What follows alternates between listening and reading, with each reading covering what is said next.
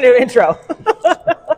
All right, guys, what's up? We are back with Behind the Bikini. We are on episode 111, and we are at the Olympia here in Resorts World. We got the big sphere behind us. And we've got John with us from Pro Bikini News Network. Look at that. We got a special guest because obviously Jordan is deep in the thick of things right now. So I want her to concentrate on getting into her goal, which is top 10 at the Olympia this year. So give her a breather, and we're going to take over, give you guys a little bit of preview of what's been going on here in Vegas, all the fun things. So I obviously have been here, but I haven't been doing the Olympia stuff until today. So you've been here actually doing Olympia stuff since Monday. So talk a little bit about what's been going on since you got here. So I feel like some of the athletes came in earlier and they're more prepared, trying to get adapted to the area. I did see I think a lot of the athletes came in mostly Wednesday. That's when I'm going to do something real quick. I'm going to help you out here. I'm going to do this. Right there. There. Now it's gonna get your voice better. I was like, well, it's gonna get your throat otherwise. Yeah.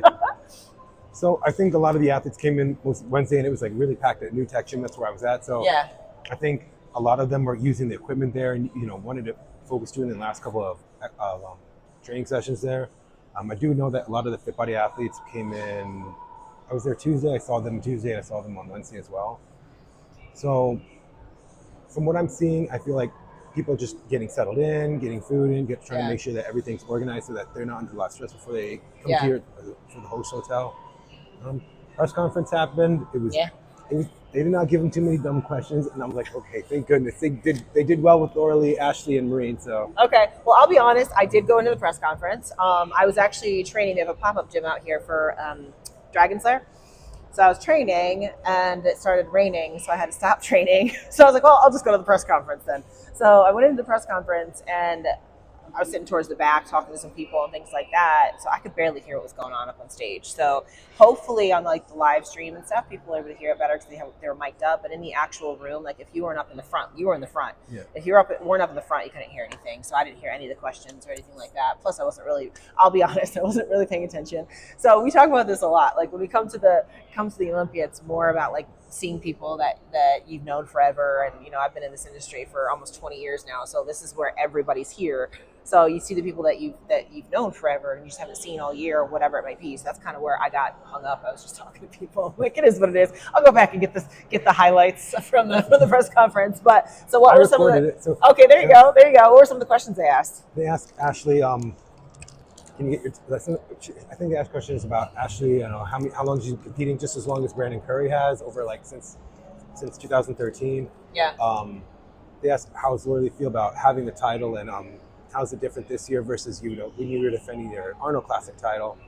And Marine, she was talking about like she feels calm, much more level-headed. She's not working with a new coach, so we'll see how that goes. Okay.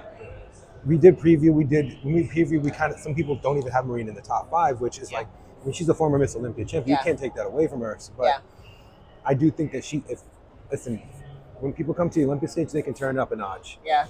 Ashley, if she has some losses, then she comes to the Olympia, she turns it up. She's always in that top 3. She's always at the top of the game. And Marine, same thing. Like, you never know. I say they're a different animal. Yeah. I remembered. Well, this is true. I mean, we don't know until they get on stage. I mean, that's the thing. Who did you have as your top 5? What was your top 5? So my top 5 is Lauralee, Amy, Vanya, Ashlyn, and then Ashley. And a lot of people would say, why would you have Ashlyn over Ashley? I'm like, well, Ashlyn has defeated Ashley at one point, and she's getting better. And I feel like if she just had one good peak and nails it without confidence, she now lives in Las Vegas, actually. Yeah, so she does. Yep. Now she's used to being in this environment versus having to, I think she used to be in Florida, I believe, versus coming here. So I feel like it gives her that advantage, and she's focused, she's training at Torture Gym, she's doing her poses, she's doing everything so I definitely can see her overtaking them. Vanya and Amy, they're like right here with each other. Yeah. And then we're seeing Vanya, obviously is Miss International, and she has not defeated Ashley. I'm not saying this is all everybody against Ashley, but if Vanya can overtake her, that's enough to say I'm a contender to take the title. It's going to be interesting because, I said this about my top 5 was I feel like they're going more for bigger, fuller looks. And if that's the case, I think we're going to see Lauralee take it again. We're going to see Amy like right underneath her. It's going to be neck and neck. I did have Maureen in my top 5 in my initial predictions, but I'm going to be honest, from seeing the previews she's been putting out on Instagram, I don't think she's dense enough. I don't think she's hard enough. I don't think she's conditioned enough. Now, anything can happen on show day, right? I still think that Maureen's going to get into the top call out, but it's going to be very difficult for her to stay into that top 5. I do think that Ashlyn's going to jump her. Ashlyn just looks good from the get-go. All she's got to do is fill out a little bit more, and she's good. Vanya's kind of the wild card for me because she is the smaller of the group. So I feel like she's going to sneak into like that 3-4 spot again this year. And the same thing with Ashley. I think it's going to be neck and neck with Vanya and Ashley in that 3-4 position. I think we're going to see our bigger physiques being Laura Lee, which she said she's coming in 3 to 4 pounds heavier. Laura Lee did. So that's, again, bigger physiques that they're going to reward. So we're going to see Vanya and Ashley kind of neck and neck. I'll be honest, this year Ashley played her year a lot better strategically, not doing a ton of shows, things like that. However, the shows that she's shown up at, I don't feel like she blew the competition away. Yeah. So I'm curious to see what they do coming into the Olympia because, again, with Ashley, it's like we usually already know what we're going to expect with her, but we haven't seen her as much as we typically do, right? So it's going to be a little bit different. Vanya, we have not seen since the Arnold, so we don't know what she's going to be bringing out here. You know what I mean? Yes. Vanya's very consistent, and she consistently delivers on feedback. So I don't think Vanya is going to be off. I think Vanya is going to be on.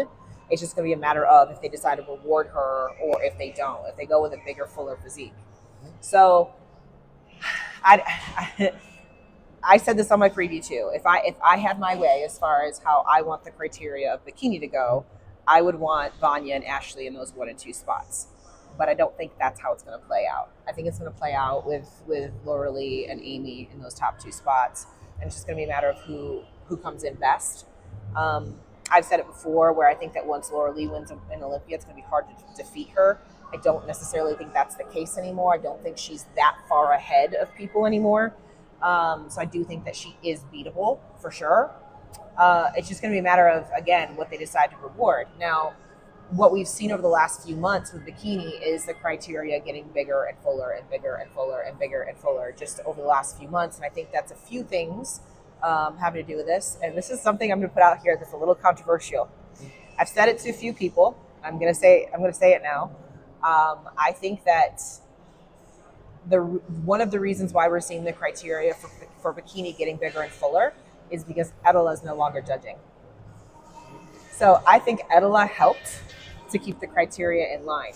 Now that Edela's gone, there's nobody there that's really pulling that femininity back down, that size back down, none of those kinds of things. So I think it's just going the way that all of the other judges want it to go. I've said this to a few people. I haven't ever said it out loud, but now y'all are hearing it right now. I think that Edela helps to keep the criteria in line, and now that she's out of it, I think that's one of the several reasons why we're going to see that criteria get bigger and fuller and all of that.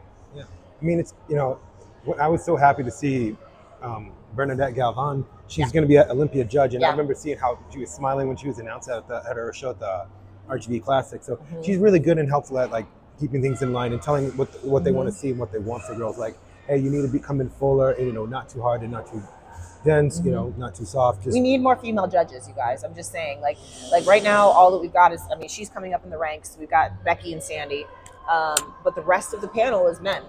So not to knock men, we got one sitting right here, but like at the end of the day, they're bodybuilders and they look for bigger, harder, bigger, harder, bigger, harder, bigger, harder. And that's what happens with the criteria.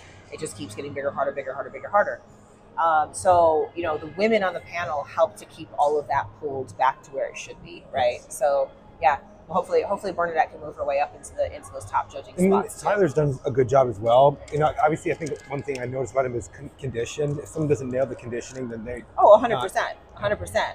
Like that's a good thing and a bad thing, right? Because if the criteria is to be a little bit on the softer side, you're supposed to be in bikini in comparison to wellness or figure, and you come in tight and you get rewarded for that, up goes the criteria. You know what I mean? So it's a positive and a negative. And I've had this discussion with male judges before too. In general, and this is not every male judge, this is in general, male judges look for muscularity and conditioning first, whereas female judges look for shape and proportion first.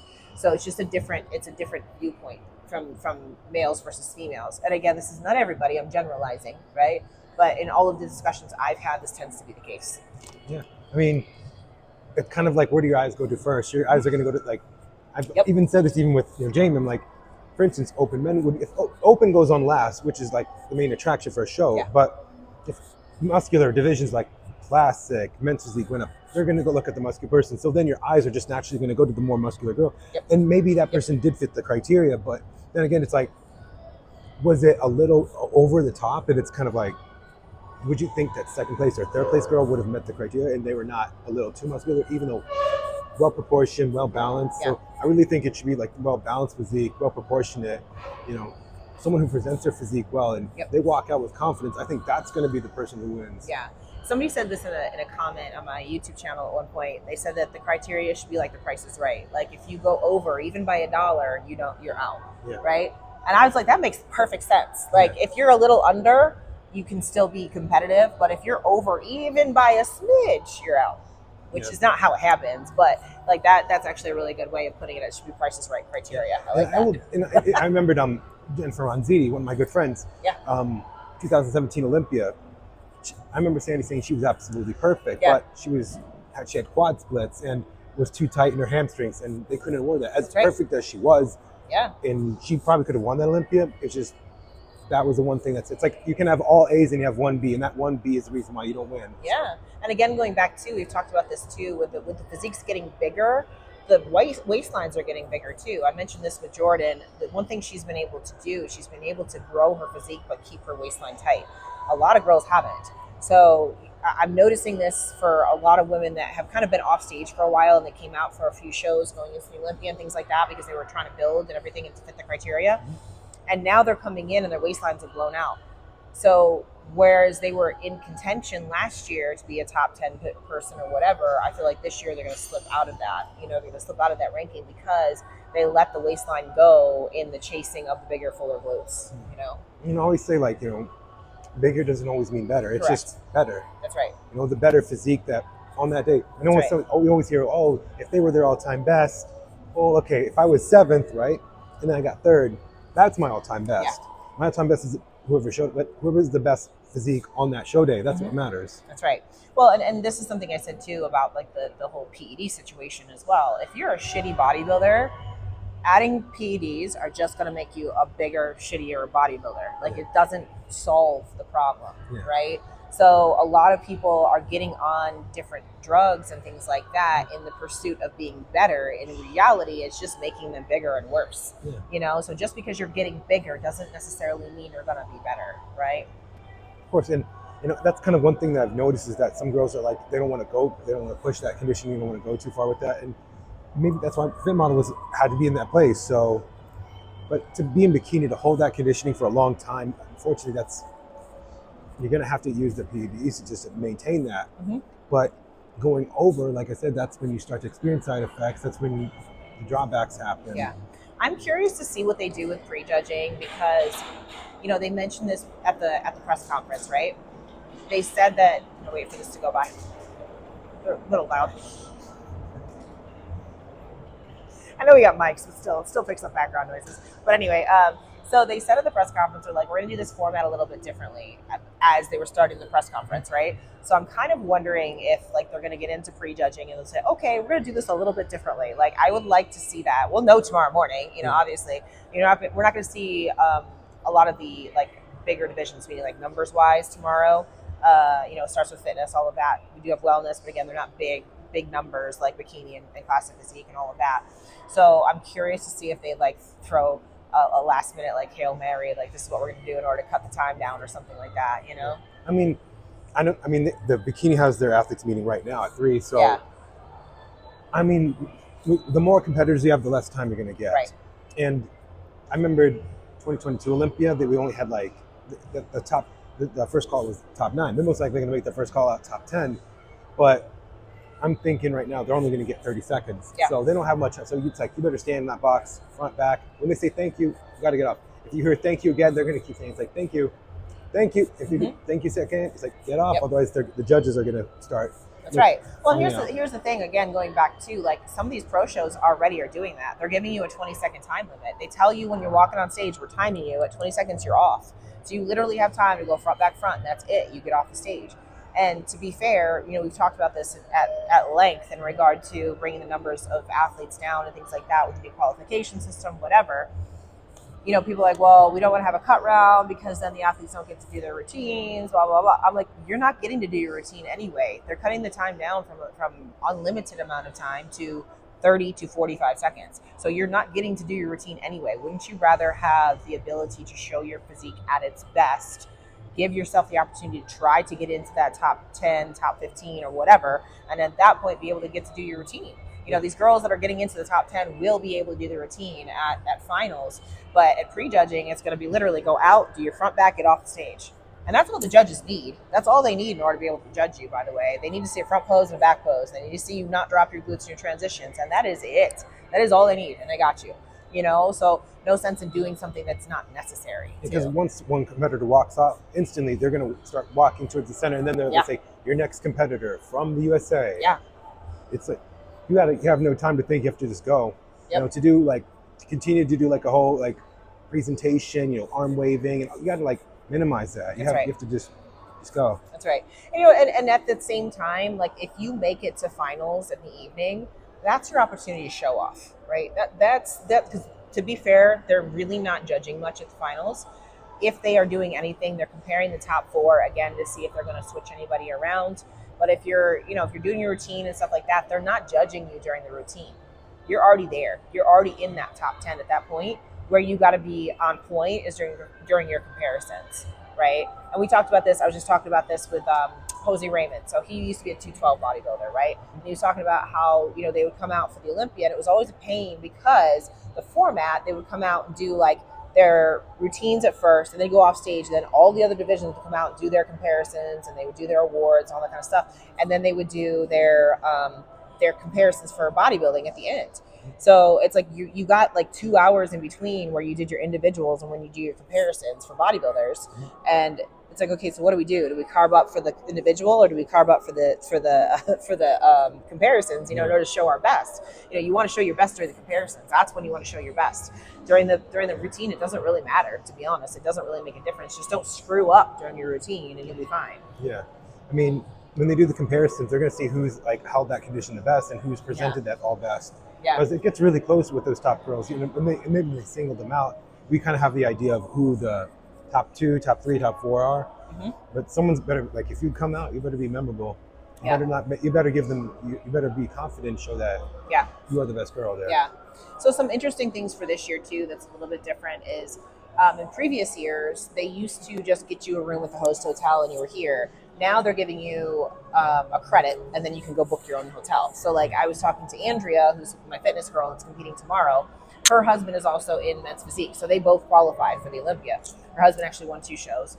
And so they're staying at a hotel off-site with a kitchen and a suite and all that kind of stuff because they've got their credits. And being a married couple, they both got the credits, and they're both qualified, so they only have to get 1 hotel room. So it worked out really, really good for them. I did notice that. I don't think everyone was like in Resorts World. No, I feel like some of them are in some. Yeah, which is smart. As a competitor, I wouldn't want to be here just because there's no amenities here as a bodybuilder that's competitor friendly. I mean, microwaves, that's another thing. I know. You're seeing athletes, even this, that's why they came in early. That's why it's like, you're prepared to like be rest. They're buying rice cookers at the Walmart or Target. And it's like, only going to have it for a couple of days. Like, what are you going to do? It's like, well, I spent $30. I'm just going to leave it. Well, yeah, and it's better than spending freaking $30 to try to get 1 serving of rice here. You know what I mean? Get the rice cooker instead, and then you got your rice for the week. So again, getting a hotel off site is actually smart because you've got everything right there, and it's way less expensive. So overall, you're coming away with more money in your pocket.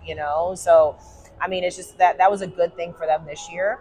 I've also heard rumors that the Olympia is moving next year. So have you heard where it's going to? I mean, this is year 2 of 3 of Resorts World. So if it's not going to go back to Resorts World here, I'm guessing, I don't know, Orlando. So I heard, don't quote me on this because I just heard this today, is that it's going back to the Orleans. Oh. Yeah, which I think would be smart. I like the Orleans. It's 100%. an arena. It feels very special for that. Yep. I don't know, like I don't know why, but they haven't had the Olympia in September since 2019. Yeah. Is it because you living here? Is it more expensive in September than it is in October? No, I think what it was in regard to the dates is they were just trying to, because of COVID, everything got messed up with the dates. Yeah. So I think what they were trying to do is just trying to slowly move it back to September, because what happens if you don't do that is that you cut off months of qualification time frame. So you can't take it from going to December all the way to September, because then you just cut off three months of qualification time. So I think next year, I don't know this, I've just heard this. I think next year it is going to be back in September. And again, I could be wrong on this, but I also heard, like I said, Orleans again. So maybe part of the going back to September is that they can go back to the Orleans at that point. Yeah, that was the last time they had it when it was back in September. It was at the Orleans. Yeah, I loved it. Yep. But you've been to Olympias. What is your favorite? I would say this: Vegas is a great fan experience, but as an athlete, Orlando's the best. 100%.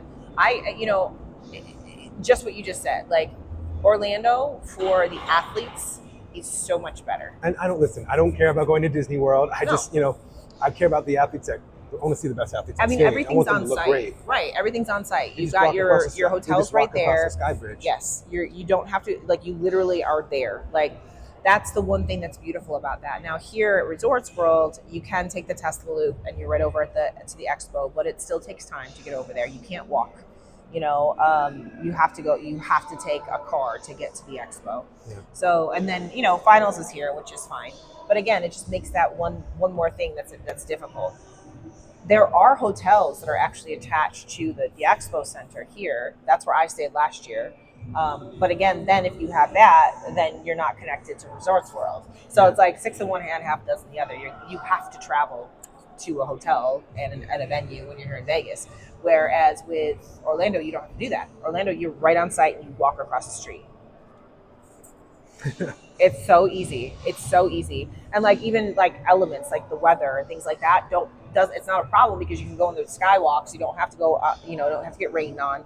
It rained here in Vegas. I was just outside doing, like I said, the pop-up gym, and it rained while I was training. So when it was in Planet Hollywood, the niche, it rained on that Meet the Athletes. Yeah. And like everyone's outside, everyone's trying to get, like, it was in the Planet Hollywood, it was just chaotic. It was just like, and Jordan had this bad experience because it's like hotel for tanning, a hotel for makeup, a hotel for the pre-judging, and you're going to 3 different places within the span of like 4 to 5 hours. It's like, that's stressful to them. They're not 100%. They're gonna hold water. They're gonna like and then if your coach is at a different hotel, you got to go there. You have to go or the hair and makeup is in a different one or whatever. You got to go between 4 different places just to get to the venue for pre-judging at 9 a.m. That's crazy. It's crazy. So how is Jordan going to be like communicating? Because I know coaches are not allowed backstage. Right. I thought about this. I was like, walkie-talkies or AirPod or a Power Beats for like. So she mentioned that they got satellite Bluetooth, because the other problem is the signal, like the cell signal in the expo.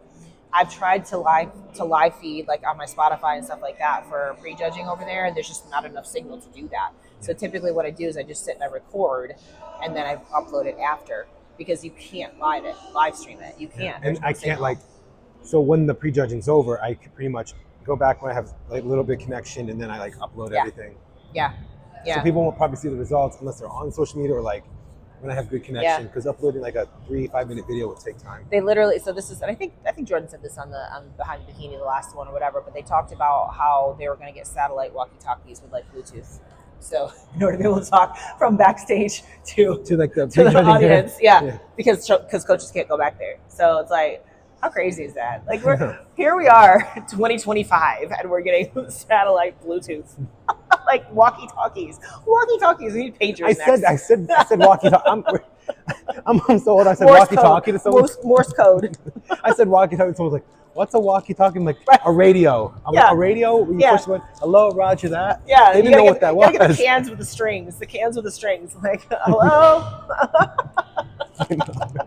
I mean, you do what you got to do, but it is a little bit crazy. Like, and I don't think that's even solvable. Like, even when the venue is going to be the Orleans, because the Expo Center will still be the place for the prejudging, so it doesn't make a difference. Prejudging is still going to be prejudging where it is, so it is what it is. But like the thing I do like about the Orleans is when you're talking about the athlete meetings and where everybody is. It's all contained in that one spot. So yes, you do have to go across the city in order to get to the Expo Center, which sucks. But I mean, the Orleans is a lot more competitor friendly. It's some of the places have suites and they do have kitchenettes inside them and things like that as well. And it's cheaper. Like I used to do my Pro Performer Promise where I would bring some of my athletes out here and it was $80 a night, so I could pay for them to stay at the Orleans. Here, $300 a night. Fuck that shit. I'm like, I can't afford it. I know I'm not Miss Moneybags over here. You know what I mean? So it's like, it is what it is. It's like bodybuilders, we don't need all the frills and stuff like this. If you want the frills, again, they're giving you the voucher so you can go book your own hotel so you can be on the strip if you really want that. But notice, this is the host hotel. And like I just said, my one competitor, Andrea, she's going off strip because she wants a kitchen. You know, she wants to be able to cook her food. So the athlete experience, they want to be off the strip. They don't want to be in all this. Yeah. I mean, fan experience, I mean, I'm not just a fan. Obviously, I'm a competitor as well, but it should go both ways. There should be something that makes sense for both so they have that great experience. Right. You know, the athletes is what brings in fans and what brings in traction and brings in people into the sport. You know, I don't mind, you know, Orlando's obviously a tourist attraction, so I don't care if it's 30 minutes. All I care about the athletes looking great. Right. You know, I want them to come in and, you know, they're happy to be there. They're excited. They're going to the biggest stage of the year. Yeah. That's really what I care about. Well, and I think that like the flights and stuff into Orlando are cheaper as well. Exactly. Yeah. You know, so it's an easier destination for like when you're thinking about. You got to remember this is not just the U.S. This is Europe too. So like, and South America and all that kind of stuff. It's easier for them to get to Orlando than it is to get here to Vegas. Just across the board with flights and things like that. It's easier to get in and out of the States that way. So it's just that, in my opinion, Orlando is a better situation for the athlete experience, which then in turn makes it a better situation for the fans as well. Because to be fair, most of us that are here for the bodybuilding, and that's what we're here for. We're not here for Vegas, right? You know, like even so Saturday night, I'm not going to finals, but me and a bunch of my girlfriends, we're getting the live feed and we're going to one of the lounges here, and we're just gonna sit and enjoy the live feed together, like a little like watch party. You know what I mean? Like we're here for the athletes. We're not here to go out and party. That's not what we're here for. You know, like we could go out and party if we wanted to, but we want to sit and watch the show, so we're gonna watch it that way. You know? It's great. Yeah. So, what's your plan for tomorrow? You're going in for are you going to be there for the whole prejudging tomorrow? I'm going to be up until figure. I do have a friend from Maryland that got qualified. She won the Atlanta Pro. Okay. She's Coach Cash's athlete. Okay. So, I'm going to be up until her. I'm interested also to see where figure and fitness are going because they don't have a current champion. It's true. Obviously, when Keon walks out, it's like everyone's all eyes on him for 212. Yeah. But after that, Sean said that. During the press conference, he said, "This is the best 212 ever." It's like, actually, it's a one-man show with Keon. Whatever. I'm just saying. I mean, I don't know if you pay attention to it. That kid from Turkey, that young guy, Nihat, he's like 22 years old. That guy's phenomenal. No, I don't know who that is. I have to look him up, I guess. I mean, I look at it. I mean, do you think we should have 212 anymore? I'm kind of like, all the top guys are headed into open. Oh, they are. Yeah. I mean, what we're seeing the effects of classic and 212 have on open. It's not about biggest guys, it's about the best quality physique. Right. And I always believe that, even if it begins to be the best quality physique. So there was a light heavyweight at 190 pounds. He won the overall, beating a super heavyweight and heavyweight. And he's not the biggest guy. It's the best proportion, the best, symmetrical, best condition. Well, I mean, you look at it too. I mean, Derek was a 212 Olympia champion, and now he's an open champion, you know? So it's like, it's the difference when you're talking about criteria for the female divisions versus the male divisions is the male divisions really, other than men's physique, like male divisions are all bodybuilding. It's just what size are they? You know what I mean? It's like, it's all bodybuilding. It's all the same criteria. Men's physique is the one outlier. And even with men's physique, they're now rewarding lower bodies too. So even men's physique guys are going into classic, like Logan Franklin went from men's physique to classic and is a potential top fiver in classic. So, you know, these are the things that are all the same versus you go over to the female criteria and you can say the same thing from like bikini into figure into women's physique into bodybuilding. But then you have the outlier of wellness, which is completely different from all of the other structures. And then fit model is going to be different too. Yes, fit model is still bikini at the same time. So once fit model comes in, it's going to be like, okay, fit model, then you graduate to bikini, then you graduate to figure, then you graduate to women's physique, then you graduate to female bodybuilding. But if you notice, this is the difference. Women in general don't keep moving up. A couple do. A couple move up. Yeah. Men, on the other hand, they start in the lower divisions, like men's physique, and they move up to classic, move up to open. Like they want to move up. You see them move up. That's like their goal. Versus the women's side, we don't.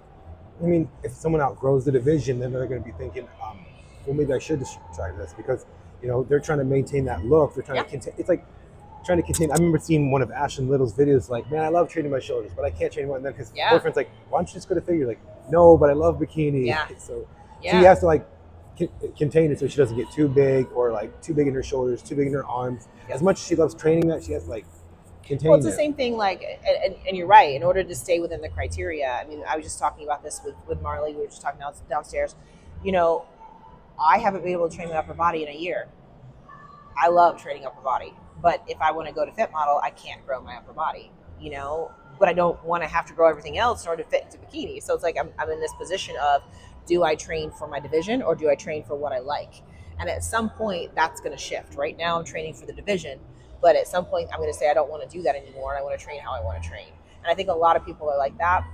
And the same thing with men. Like you look at Urs, right? Urs was training to try to stay in classic physique, and he just got to the point where he didn't want to do that anymore. So now he's gone into open because he was able to let go and allow himself to move up and allow his body to do what it wanted to do. Yeah. You know, so that's the good thing about having the different divisions. And like I said, you have to kind of choose what you want. Now, it's very rare that we see women that want to move up. You know, if you're in bikini, you want to stay in bikini, like Ashlyn said. You know, she doesn't want to move up to figure because it is a pretty drastic jump. Yeah. You know, it is a pretty big jump. You do have to build it back. You gotta bring the glutes down, all that kind of stuff. So it is very, very different.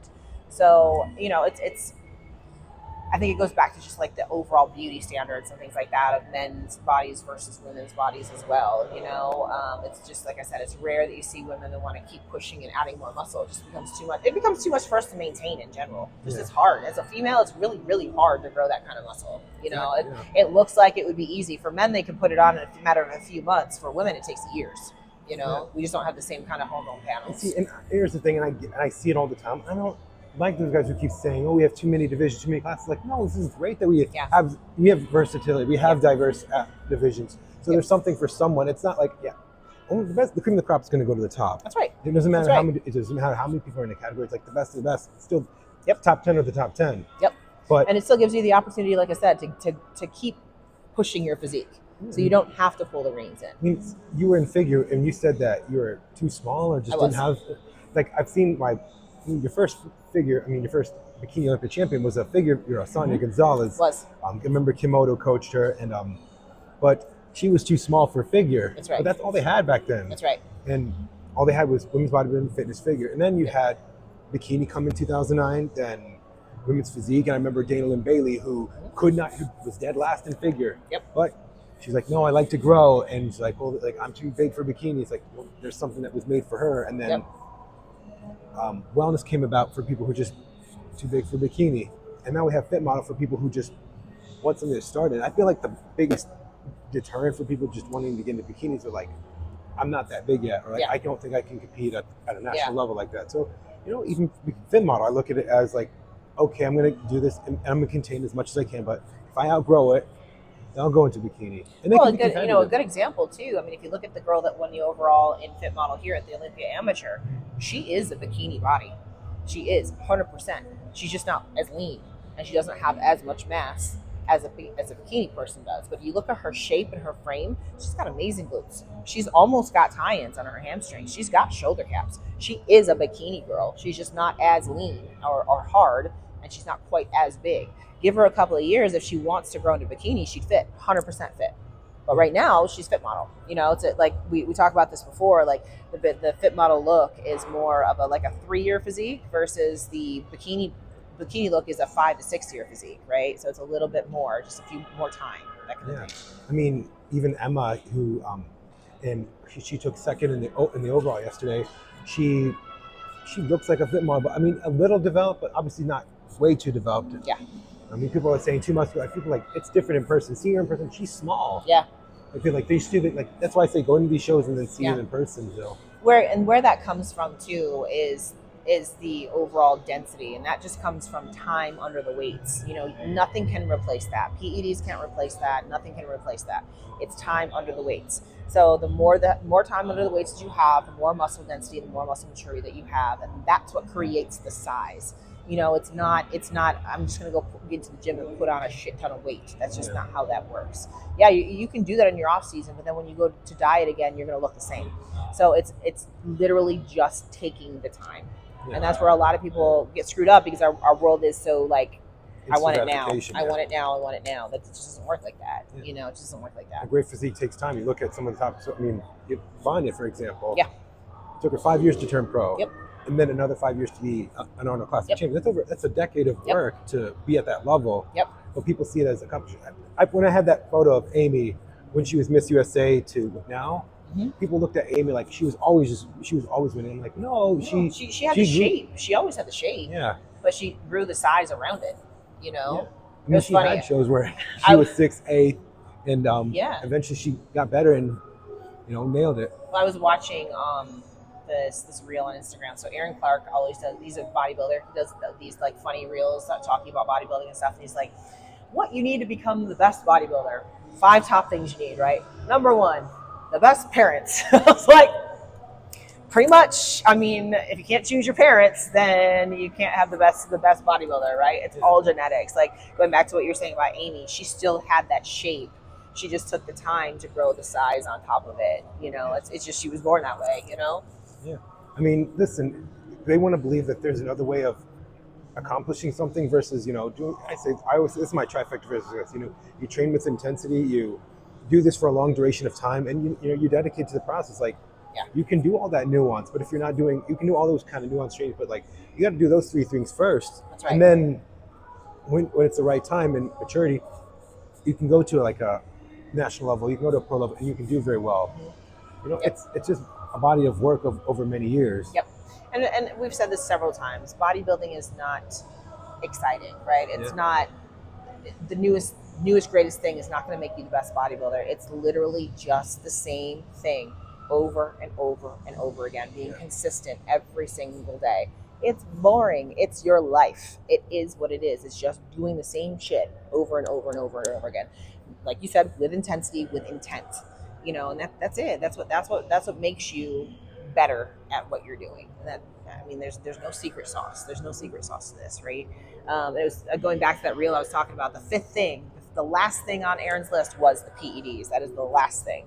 Everything else is like you said, like parents. Then he said your nutrition, your training, your sleep, and then PEDs is number 5. Yeah, I mean, so you can't cheat the process. I was going to add on to that because I just remembered you saying that like we're seeing the best athletes in bikini like in the early 30s. Yeah, but that's over years of work. I mean, we're not in that era where like, for instance, Courtney turned pro 18, 1 month after graduation, won the Olympia at 23. Iso turned pro 19, then won the Olympia at 22. You don't have many of those young early 18, like those late teens, early 20s at the top because we've evolved, and obviously the best physiques are more mature and it takes time. That's right. Listen, even with any girl I'm working with, I'm like, just wait. Like I'd rather you wait and decide to do that versus doing it too early because then bad side get your natural potential first, and then as natural as you possibly can, and then go and decide.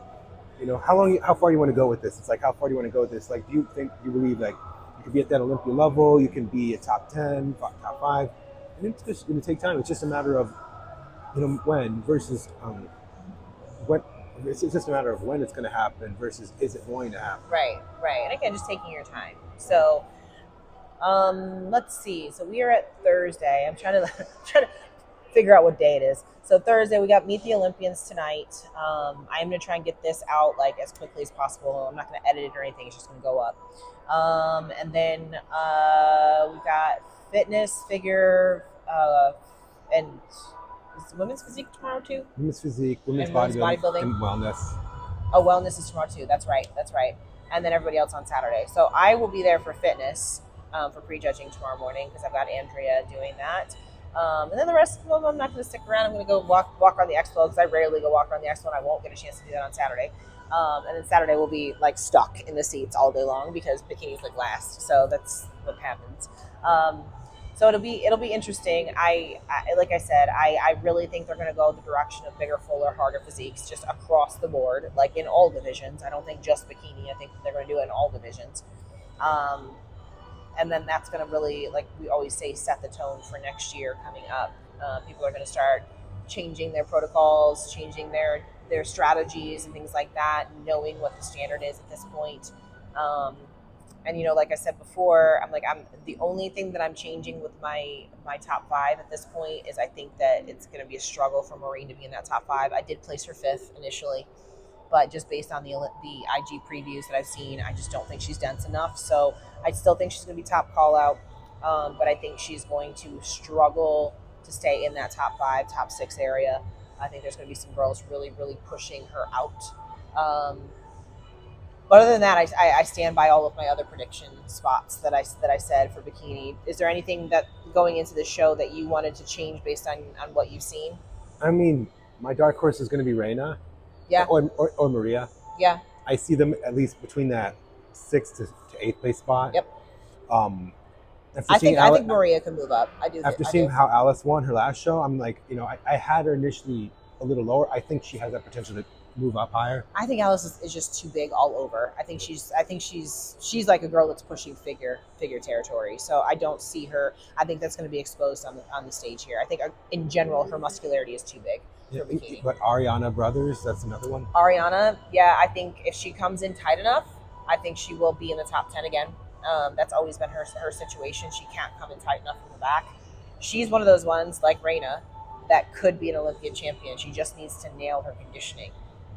With Reina, her downfall to me is her presentation.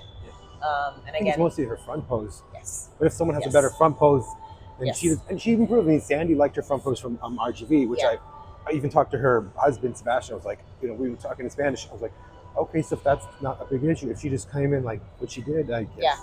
We'll see. So there's a few girls that could move up. Like I think Reina could be one of them. I think that Ariana could be one of them. I don't agree with Alice. I think she'll be outside. I think she'll be outside the top 15. I don't know. I'm trying to think if there's anybody else that's like a dark horse for me coming up. But those are really my one that's like questions. It's kind of ambiguous. Jazzy. Yeah. Because she was third. It's like we haven't seen her since Arnold. So I mean, her athletes look good, but now it's like, can she be back into that top third? Can she be in that top 3? Is she back in that mix? The thing with Jasmine is that she has a tendency to screw her peak up. Yeah. She's not very consistent. And this is why when I go into like the previews and stuff, this is why I have Ashlyn ahead of Jazzy, because Ashlyn always nails her peak. She may have critiques on like her, her shoulders being too big or her legs being too small or something like that. It's a physique thing, but her peak is always right. So Jazzy's a question mark for me. She could be as high as the top 2. She could be up there because if she nails everything and if she's molded her physique a little bit more, gotten a little bit more upper glute, things like that, she could easily be in that top 2. But she could also easily be outside the top 10. So she's one of those ones where it's just like, we're going to find out when she shows up. We're going to find out when she steps on stage for prejudging. I think I placed her in like 7-8 position is where I placed her. And this was a combination of those things that we just said. And also she was 6th at the Arnold. So that was a combo of all those things put together. But clearly she could be, like I said, as high as top 2. She could be fighting for a title. So I don't know. She's the ambiguous one. The rest of them are all pretty consistent. It's just going to be a matter of what they decide to reward as far as what the judges reward that day. Yeah. I mean, I'm looking forward to seeing Saturday. Yeah. So it's gonna be interesting. And like I said, it'll give us more of a clear picture of what's going on going forward. So anyway, I think that's a really good place to kind of wrap this up. Hopefully this was fun and different for you guys. Every once in a while we bring on guests and things like that. And like I said, we wanted to give Jordan the opportunity to really zone in and hopefully get into her top 10 position, because that is her goal. She's made it very, very clear that she wants to be in the top 10 this year. So hopefully that'll work out for her. I do have her in my top 10. I think she's going to be like somewhere between 8 to 10 in that range. And again, I think her physique is going to fit with the top pros this year. But you guys tell us what you think. Let us know what you think as far as who you think is going to be the dark horse coming out. Do you agree with us? Do you disagree? What are your thoughts? Are you here at the Olympia? Are you watching the presentation on the pay-per-view? What are your thoughts? Tell us what you think. And other than that, you do have a YouTube channel as well, so go ahead and shout that out right here. Follow me at Pro Bikini News Network. I also have on my YouTube channel, Pro Bikini News Network. My Instagram page, I'm always updating the shows. I did have the press conference uploaded to my YouTube today, so hopefully that's downloaded by now when this is all over. So, yeah. Awesome. Well, you guys, I'll be updating on my Insta stories all the time. I'm gonna try and do a couple lives on YouTube, like just face to camera, like after prejudging and things like that. We'll see what the signal does for us. But on that note, we're gonna say goodbye to you guys because we got to get ready for the athlete meet and greet tonight, and got to get this out for you. And for Behind the Bikini, oh, I never said this at the beginning. Like, comment, subscribe, all the buttons everywhere. You have to do this for me. Do the buttons wherever they are on your devices. here, wherever they are. And for Behind the Bikini, we are out. Bye, guys.